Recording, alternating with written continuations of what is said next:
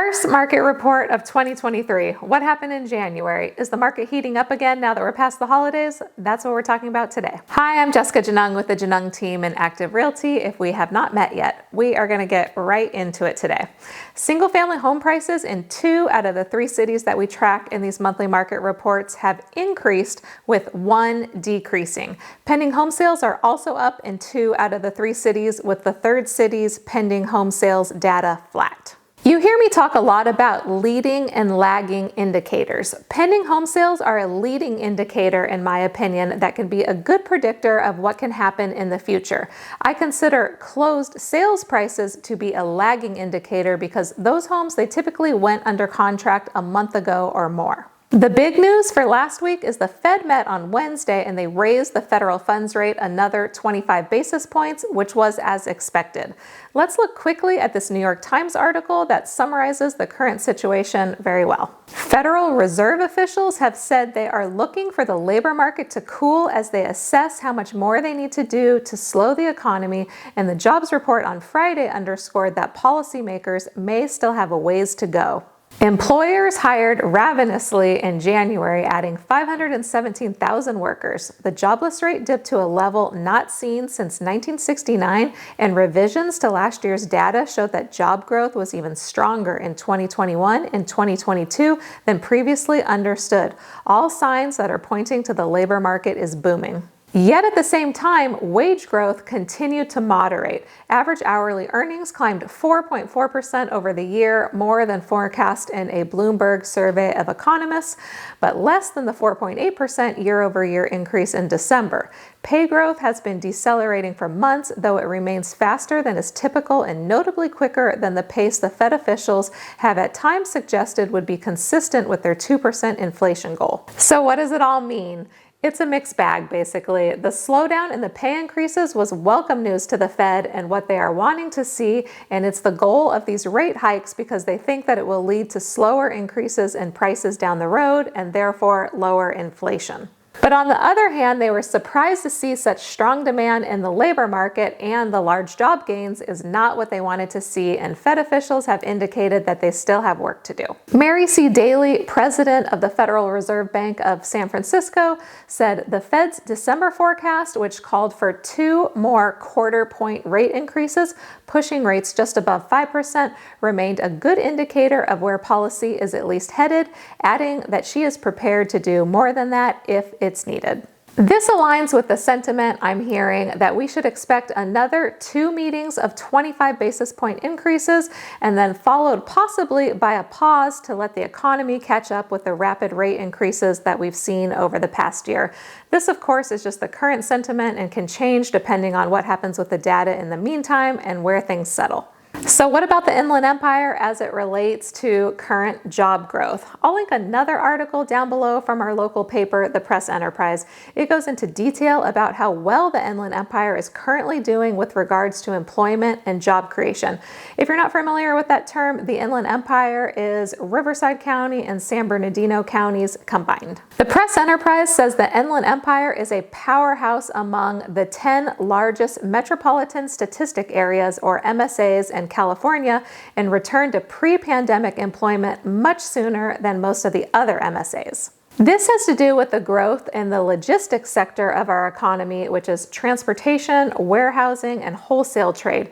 They've been growing like crazy and adding lots of jobs to our area. They also go on to say the Inland Empire has just become the 12th most populous MSA in the United States. So lots of growth is happening here.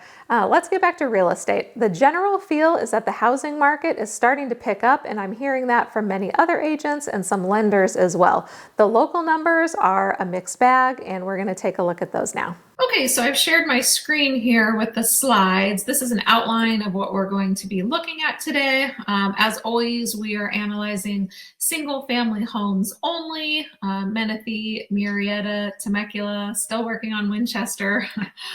And we're going to be looking at January of this year. So last month, the stats are in the books: median sales price, closed sales, median days on market, and number of listings. After that, we're going to go into my MLS tool called InfoSparks, and we're going to take a look at pending sales. I talked about that being a leading indicator. So we're going to look at that, and we're going to look at months of inventory as well. So let's go ahead and start with median sales price, starting with Menifee. As you can see, the median sales price, it inched up a little bit month over month. So we had a 0.4% increase in median sales. And it looks like it's about a $1,900 increase month over month. So not huge. Year over year, we're down 0.6%, January of 2022 to January of 2023. Murrieta is our second city that the median sales price has increased. This one was a pretty healthy increase.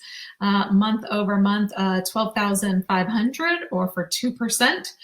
Year over year, we are down 1.5%, as you can see in the left-hand column. So median sales price last month was 640,000 for Murrieta. Let's look at Temecula. So Temecula's median sales price fell month over month. So it came down about 20,000 month over month, from 695,000 in December to 675,000 in January.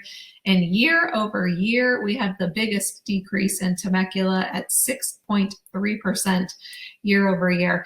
My personal opinion is that the 675 is a little bit of an anomaly of a month for Temecula. Temecula's median sales price has been bouncing around, sometimes up, sometimes down. I anticipate that this one is going to bounce back up next month, but time will tell. We shall see. Closed sales, number of closed sales, starting with Menifee, is down 21.1%. So it's down by 26 homes. And year over year, number of closed sales is down 38%. So number of sales down, by the way, it's down across the board, these three cities. So Murrieta's is only down month over month by 4 homes. So that's fairly flat, from 85 homes to 81 homes in January. But year over year, very similar situation to Menifee, way down 41.7% year over year. Temecula closed sales is down 18 homes for 18.8%. That's month over month. And year over year, very similar to Murrieta, it's down 43.1%, the number of closed sales. Median days on market across the three cities is up. So we're starting with Menifee. It's up by 8 days, taking longer to sell homes. And as you can see, year over year, we're up 33 days, taking much longer to sell homes. Buyers are really taking their time. So that's what's happening across the board. For Murrieta, it's fairly flat, but we're up 3 days, taking 3 more days to sell a home. Year over year, as you can see, we're up 35 days. So year over year, much longer. Month over month, not a whole lot of change there. But 49 days compared to what we were seeing last year versus 14 days, it feels like a lot longer. So it's good for sellers to know these numbers so that you can be prepared that it's going to take a little bit longer to sell your home. Temecula, very similar to Murrieta, we're up 3 days to sell a home from December to January, month over month. So fairly flat, but up slightly, and taking 4 times longer to sell a home than it was a year ago, from 10 days to 40 days. So year over year, we are up 30 days for the median days on market in Temecula. Number of listings, we are continuing to decline on number of listings. So we're down, let's see, it looks like 68 in Menifee month over month. So we're down 19.7%. Year over year, we are up. Actually, the inventory is better this year than it was last year across the board. So 14.4%. We're up 35 homes versus this time last year. So buyers have more homes to choose from currently. Okay, Murrieta, number of listings is down 32 homes. So that's down 12.9% month over month. And if you look at year over year, we're still up year over year, again, with buyers having more homes to choose from on the market. We are up, that's 27 homes, up 14.2% year over year. Okay, number of listings in Temecula has also been decreasing. So in December, you had 222 listings to choose from. In January, you only have 187. So that inventory is down 21.1%. Year over year, we're still up 18.4%. Okay, now we're going to take a look at this InfoSparks tool that our MLS provides. This is actually where we get most of our market data. Chris, those previous slides that you saw, he really likes to make those bar charts in Excel. He makes those by hand. But this program, InfoSparks, is where we get most of the data. So I wanted to show you guys this because these graphs are pretty interesting and just what I'm seeing on pending home sales. This could be a turn in the market, but 1 month does not make a trend. But this is the pending sales. So this is over 3 years. You can see how the pending sales have gone up and down. We're looking at Menifee is going to be the red line, Murrieta is the blue line, and Temecula is the green line here. So starting with Temecula, month over month, this is where the data is kind of interesting. You can see Temecula is fairly flat, this green line here. So month over month from 79 homes, the pending sales decreased 2 homes in Temecula. If you'll recall, Temecula was the only one on our list that the price also came down to. So these pending sales are kind of right in line with that trend in Temecula. But same with the pricing trend, we've got Menifee and Murrieta pending home sales. So just to kind of clarify what that is, these are homes that are under contract and scheduled to close normally within the next 30 days. So in February, a lot of these pending home sales should close or into the beginning of March. But so Menifee at 108 in December, and then you go all the way up to 131, which is a pretty good percentage increase on the pending sales. And for Murrieta, you've got 69 in December, and then it goes up to 80 in January on pending home sales. So you can see these little check marks here that those numbers are trending up. So maybe this is the bottom, maybe not. We shall see. And then lastly, I want to show you month supply because we often look at this stat here. This is how long will it take if no new homes come to the market for all of the active listings to sell through.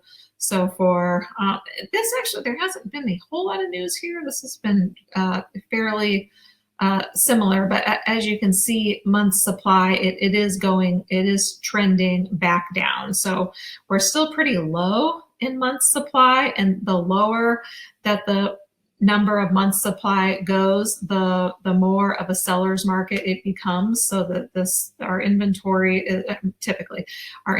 is trending down. So Menifee 1.8 months supply. You've got Murrieta with 1.6 and Temecula also with 1.6 months supply. So if no new homes came to the market, we would be sold out of homes in 2 months. We still have very, very low inventory. That's a wrap on our numbers. We love to hear from you guys. Leave us some comments down below. What do you think? And we will see you on our next video next week. Bye.